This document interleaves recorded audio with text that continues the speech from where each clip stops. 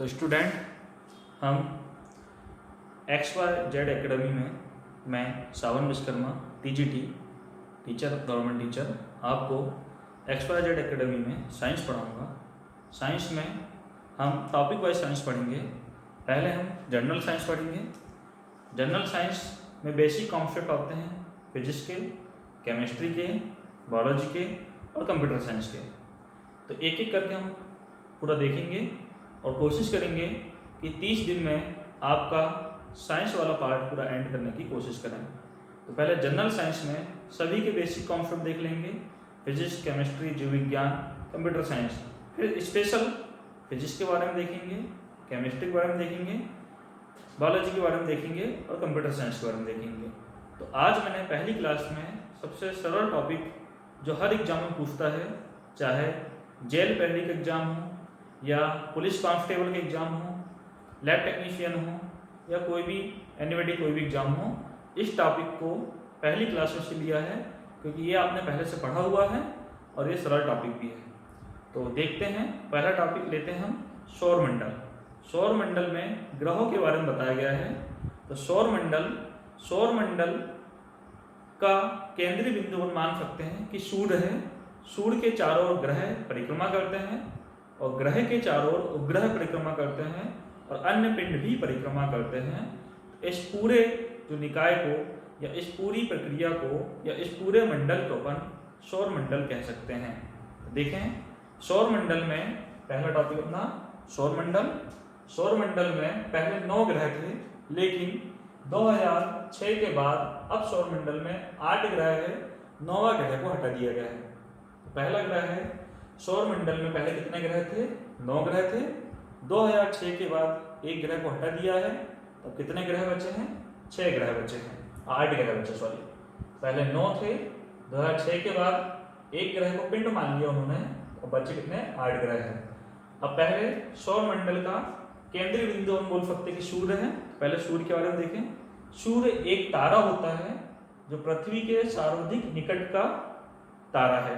सूर्य एक तारा है जो पृथ्वी के सबसे निकट का तारा है और सूर्य में हाइड्रोजन का जो भाग होता है वो 71 होता है और हीलियम का जो भाग होता है 26% होता है। सूर्य में हाइड्रोजन कितने परसेंट पाई जाती है? 71% पाई जाती है और हीलियम जो पाई जाती है 26.5% पाई जाती है और अन्य तत्व पाए जाते हैं 2.5%। और सूर्य में ऊर्जा का कारण, मतलब सूर्य में ऊर्जा कहाँ से प्राप्त होती है? तो सूर्य में ऊर्जा नाभिकीय संलयन की अभिक्रिया के द्वारा प्राप्त होती है। नाभिकीय संलयन की अभिक्रिया के द्वारा प्राप्त होती है। जब हाइड्रोजन के 2 छोटे नाभिक हीलियम के एक बड़ा नाभिक बना लेते हैं तो उस क्रिया में ऊर्जा मुक्त होती है और वो ऊर्जा किसको प्राप्त होती है? सूर्य को, और यह क्रिया कहलाती है नाभिकीय संलयन। और सूर्य के प्रकाश को पृथ्वी तक आने में 8 मिनट 16 सेकंड का समय लगता है। कितना समय लगता है? 8 मिनट 16 सेकंड। फिर से देखें हम, सूर्य जो होता है, सूर्य ऊर्जा का सबसे बड़ा स्रोत है। सबसे ज्यादा ऊर्जा बोले तो किसके पास है? सूर्य के पास है। और सूर्य पृथ्वी के सबसे निकट का तारा है। सूर्य पृथ्वी के सबसे निकट का तारा है। सूर्य में ऊर्जा नाभिकीय संलयन के द्वारा प्राप्त होती है और सूर्य में हाइड्रोजन का भाग होता है 71% और हीलियम का भाग होता है 26.5% और अन्य गैस होती है 2.5%। और सूर्य के प्रकाश को पृथ्वी तक आने में कितना समय लगता है? 8 मिनट 16 सेकंड। और देखिए एक दो बात सूर्य के बारे में। सूर्य की जो सबसे बाहरी परत है वो कहलाती है क्रीट। सूर्य की सबसे बाहरी परत कहलाती है क्रीट। क्या कहलाती है? क्रीट। सूर्य की सबसे बाहरी परत कहलाती है क्रीट। और सूर्य की सबसे चमकदार सतह कहलाती है प्रकाश मंडल।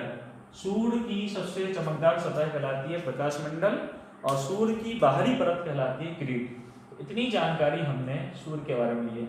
अब सूर्य से बढ़ती दूरी के आधार पर ग्रह होते हैं। पहला ग्रह होता है बुध। सूर्य से बढ़ती दूरी के आधार पर पहला ग्रह है बुध, दूसरा है शुक्र, तीसरा है पृथ्वी, चौथा है मंगल, पांचवा है बृहस्पति, फिर शनि, अरुण और वरुण। सूर्य से बढ़ती दूरी के आधार पर ग्रह पहला बुध, फिर शुक्र, फिर पृथ्वी, फिर मंगल, फिर बृहस्पति, शनि, अरुण और वरुण। तो पहला ग्रह देखें बुध। बुध सूर्य के सबसे पास का ग्रह है।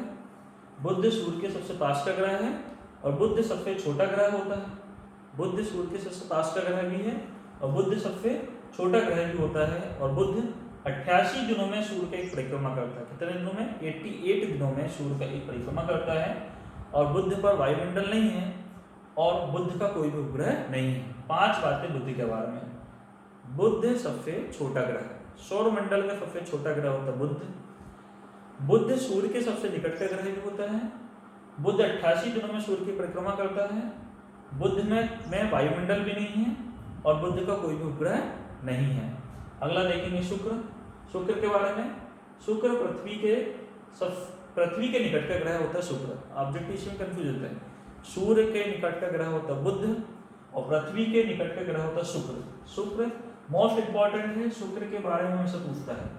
शुक्र मोस्ट इंपॉर्टेंट, शुक्र के बारे में हमसे पूछता है। शुक्र पृथ्वी के निकट का ग्रह होता है। शुक्र को ही भोर का तारा, सांझ का तारा, इवनिंग स्टार और मॉर्निंग स्टार, भोर का तारा और सांझ का तारा शुक्र को कहते हैं।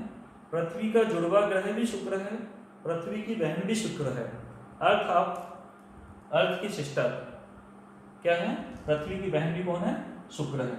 और शुक्र जो है सबसे चमकीला ग्रह है और गर्म ग्रह भी। और शुक्र बाकी ग्रह हमेशा पश्चिम से पूर्व की ओर सूर्य की परिक्रमा करते हैं, लेकिन शुक्र और अरुण, ध्यान रखोगे, शुक्र और अरुण दो ऐसे ग्रह हैं जो पूर्व से पश्चिम की ओर सूर्य की परिक्रमा करते हैं। बाकी ग्रह कहाँ करते हैं?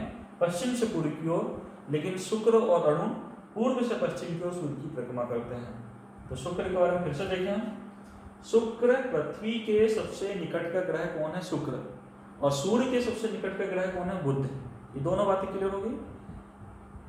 सूर्य के सबसे निकट का ग्रह बुध और पृथ्वी के सबसे निकट का ग्रह शुक्र। भोर का तारा शुक्र, सांझ का तारा शुक्र, पृथ्वी का जुड़वा ग्रह शुक्र, पृथ्वी की बहन शुक्र, चमकीला ग्रह शुक्र, गर्म ग्रह शुक्र और पूर्व से पश्चिम की ओर चक्कर लगाने वाला ग्रह भी कौन होता है? शुक्र होता है। इवनिंग स्टार, मॉर्निंग स्टार, पृथ्वी का जुड़वा ग्रह और पृथ्वी की बहन, चमकीला ग्रह, गर्म ग्रह और पूर्व से पश्चिम की ओर लगाने वाला ग्रह है। और सूर्य सौर मंडल का 6वां सबसे बड़ा ग्रह है। सौर मंडल का 6वां सबसे बड़ा ग्रह कौन है? शुक्र। 6वां सबसे बड़ा ग्रह है शुक्र। सौर मंडल का 6वां सबसे बड़ा ग्रह होता है शुक्र। अगला देखें पृथ्वी। पृथ्वी एक ऐसा ग्रह है जहां हम रह रहे हैं, मतलब जहां जीवन अस्तित्व संभव है। बाकी किसी ग्रह में जीवन संभव नहीं है। पृथ्वी एक ऐसा ग्रह है जहां जीवन अस्तित्व संभव है। और क्यों संभव है? क्योंकि पृथ्वी पर वायुमंडल है और जल है। पृथ्वी पर क्या? वायुमंडल भी है और जल भी है। और जल का कितना परसेंट है? 70%, 70% भाग में पृथ्वी के जल उपस्थित है।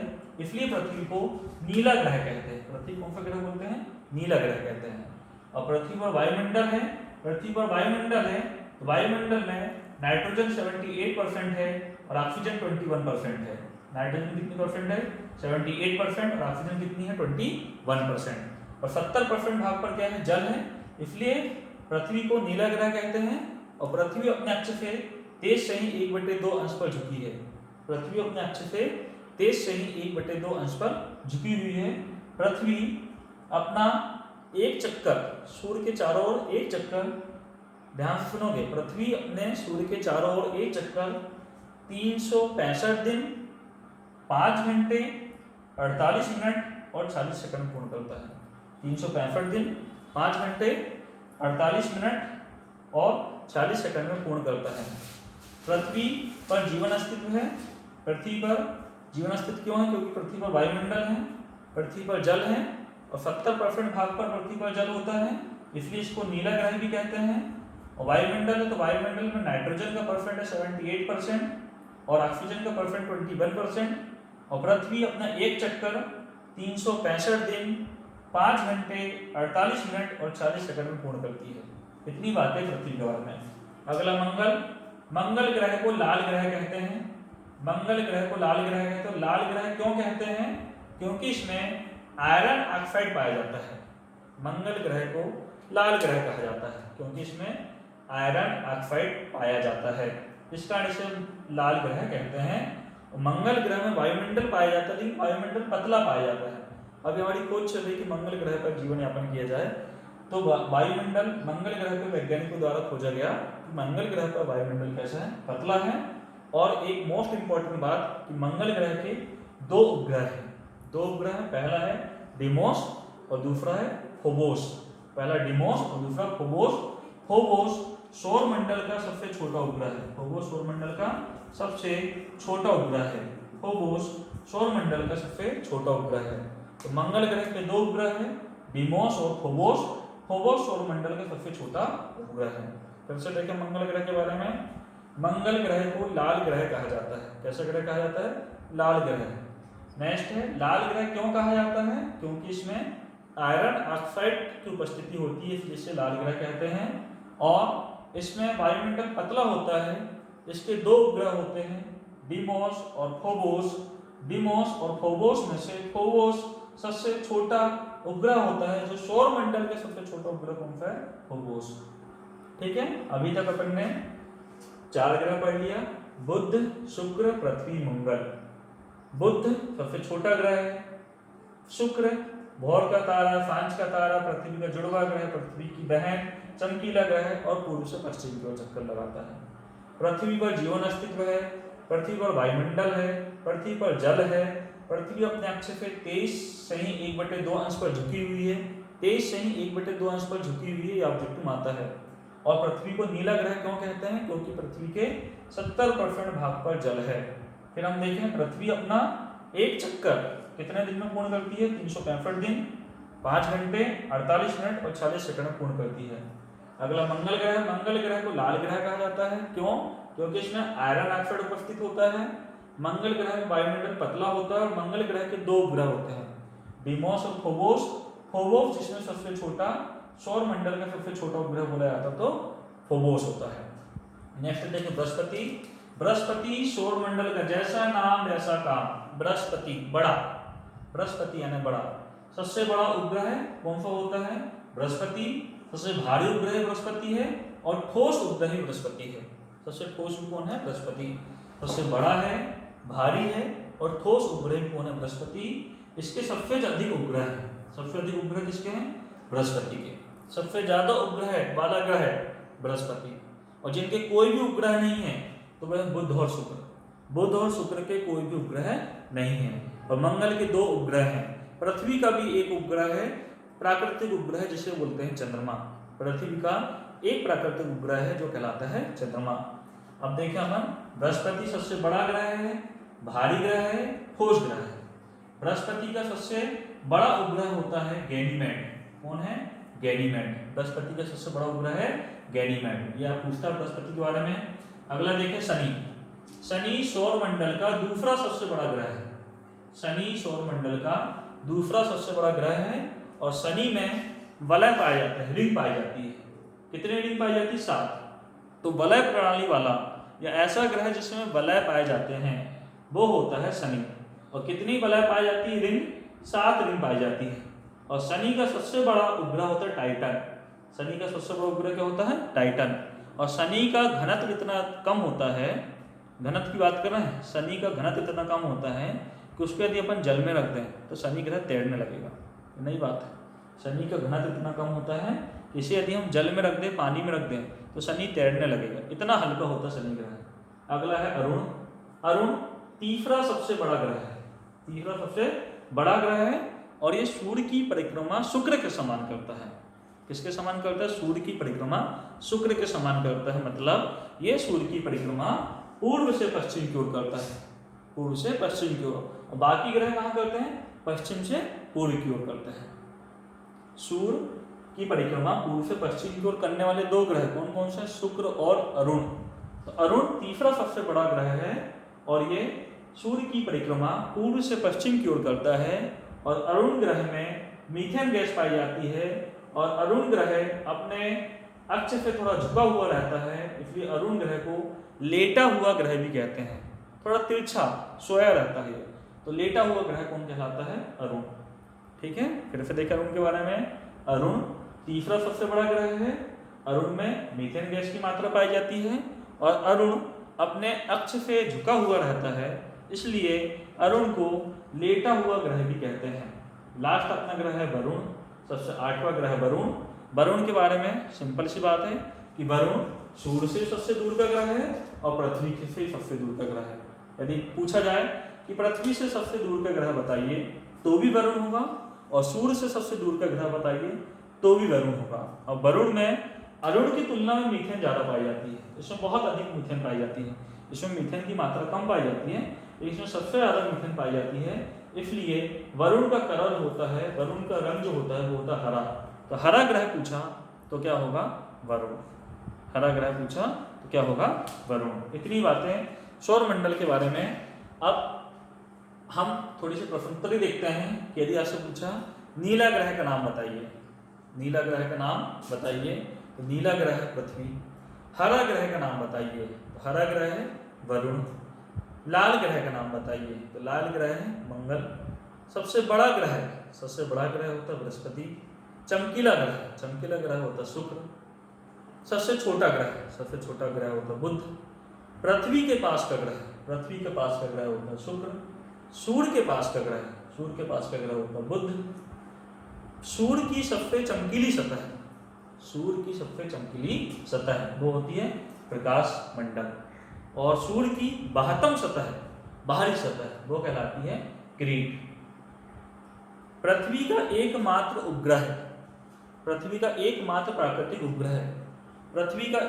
प्राकृतिक उपग्रह होता है चंद्रमा।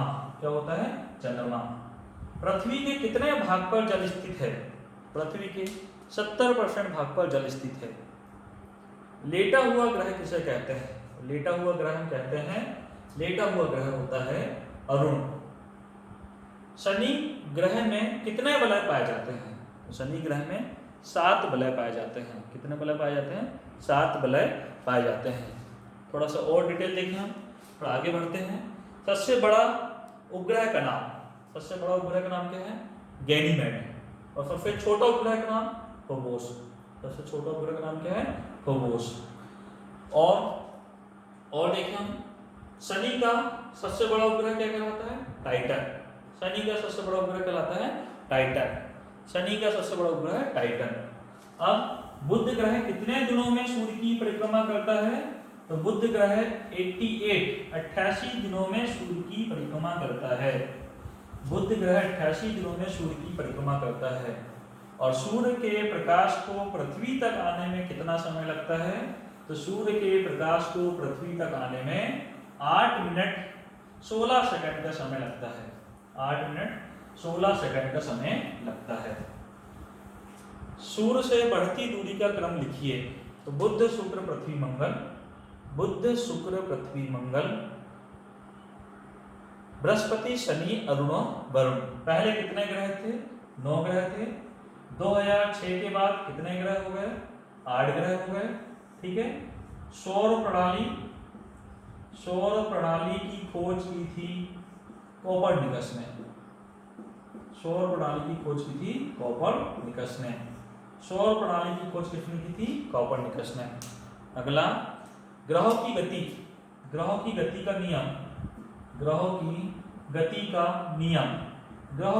नियम किसने दिया था? केपलर ने। ग्रहों की गति का नियम दिया था केपलर ने दिया था। ग्रहों की गति का नियम किसने दिया था? केपलर ने दिया था। और सौर प्रणाली की खोज किसने की थी? कोपरनिकस ने की थी। ठीक है। और देखें हम थोड़ा सा बेसिक में जाएं। सौर प्रणाली हो गया, ग्रहों की गति का नियम हो गया। ग्रहों की गति का नियम दिया था केपलर ने। सौर प्रणाली की खोज की थी कोपरनिकस ने। पृथ्वी का प्राकृतिक उपग्रह कब होता है? चंद्रमा। पृथ्वी का प्राकृतिक उपग्रह